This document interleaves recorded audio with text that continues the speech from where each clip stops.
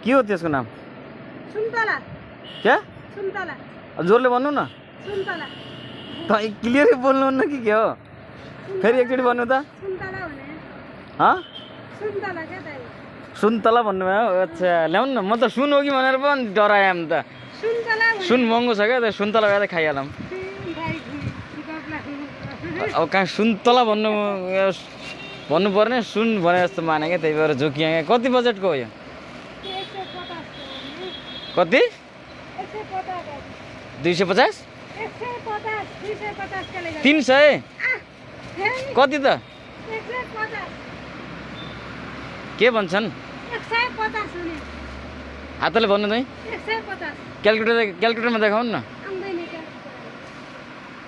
तपाईँ लुटिहाल्नु भयो त्यसपछि सिधै 300 रुपियाँ।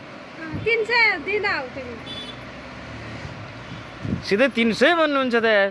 150 हुने के दाइ? हजुर? 150। अच्छा 150। ल घटाउनु मिल्दैन? दाइ के घटाउँ? 10 रुपियाँ खाने हो। 140 मै हाल्यो 10 रुपियाँ खा दुःख गरियो। तपाईँ लुटिएले भयो, लुटिएले थाहा भयो। यो त हरियो छ त, पाकेन है त। एक खाएपछि अनि चेक गर्ने भयो। एक खाएपछि अनि बल्ल चेक गर्ने भयो।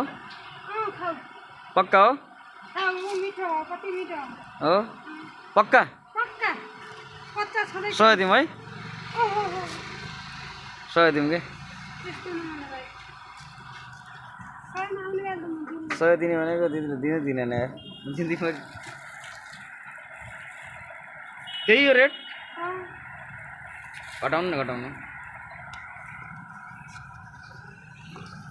तपाईँ त खतरा व्यापारी हुनुहुँदो रहेछ होइन?